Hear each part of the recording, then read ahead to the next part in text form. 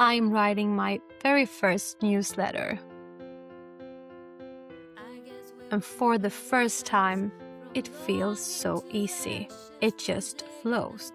As a creator, doing the research, how to, quote, make it online, I early on heard about and understood the value of building an email list. But still, even though I understood it on an intellectual level, it never clicked. It never felt good. I rarely even reached that point of asking myself, what should I write about? But the few times I did, I wondered just that. What would I even write about? And this was the next natural question to that. Who will even care? But here's the thing. If the question, what you should write about, leads you inwards and open those portals of inspiration and creative flow, follow it. But if the same question puts up walls of hindrance and blockages, remove those blockages and find other gateways into that flow state.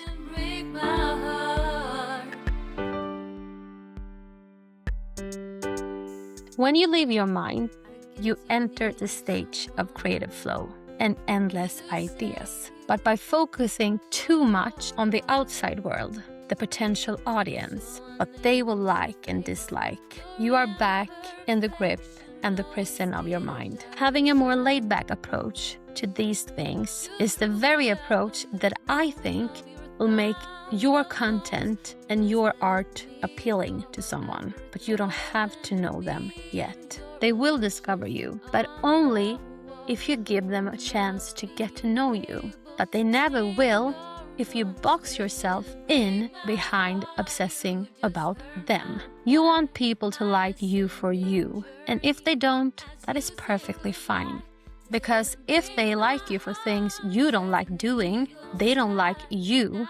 They like the role you play. So ask yourself this. Do you want to be liked for someone you don't like to be? For me, the answer to that question is pretty simple. So instead of trying to find ways to be likable and attractive, I have taken on another approach because I'm not interested in attracting people who are not naturally attracted to me, my vibe, or what I do. I love to provide value, and I think that is a beautiful and very human desire. We want to feel purpose, and we want to connect with people and help others out. But when that becomes a program of needing that validation and approval from others, the pure and good intention in it is now lost.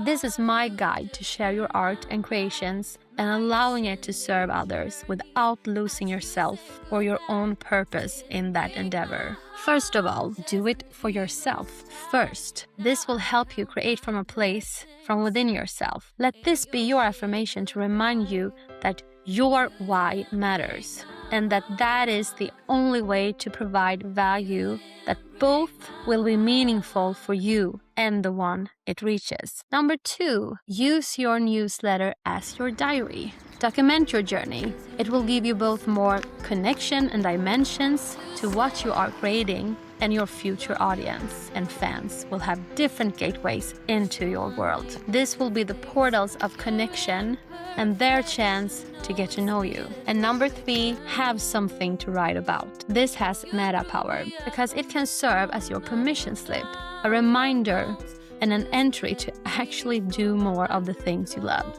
to create more, to create enough, to actually have something to share. You can showcase your ideas, the processes that gives your art life. Think behind the scenes and that you're talking to a friend in real time. And number 4, the coffee shop conversation. Don't complicate things. If you don't like to write poetic, fancy, or educational, don't do it unless and until you feel like it. How would you talk to a friend? If you were excited over an idea, how would you express yourself? How would you express that idea? And if you reached a wall of challenges, how would you open your heart to a friend? You wouldn't act like a performer on stage playing a role, so don't do that in your newsletter. Your newsletter is your chance to practice. Let your audience have a chance to find different gateways into your stage and to get to know you. Your newsletter is another and your stage of showcasing your journey and different lenses to your art. So let documenting your journey be your servant by reminding you to create and explore different aspects of your stages. And let your newsletter be the key you give to your audience with the power to open different portals to your world and your art. I guess we went pretty fast, from longing to ashes, from date nights in town to castles that you melted down. From your big gestures and promises you couldn't measure, I caught you time and time again. Contradictory stories of you being just friends. I said be yourself, but you were already taken. But you are mistaken. You didn't break my heart, you just hurt my pride. My ascending journey as you say goodbye didn't break my heart, just an eagle's tie.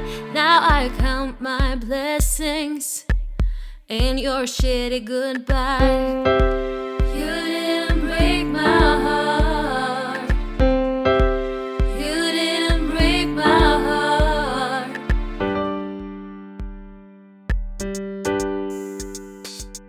I guess you needed someone to save you from your heart.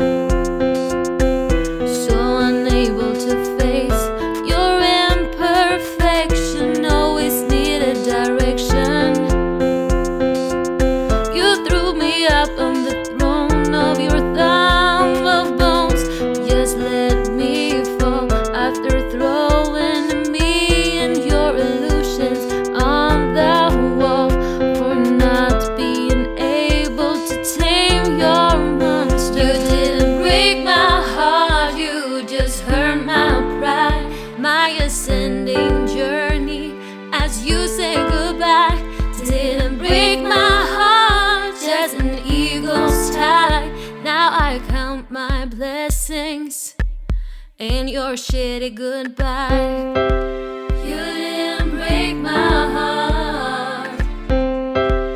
You didn't break my heart. I caught you with lie after lie. I remember how I used to cry.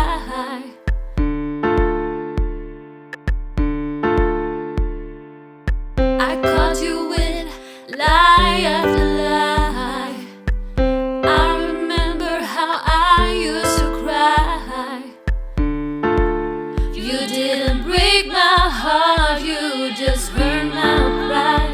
My ascending journey as you say goodbye didn't break my heart, just an eagle's tie. Now I count my blessings and your shitty goodbye. You didn't break my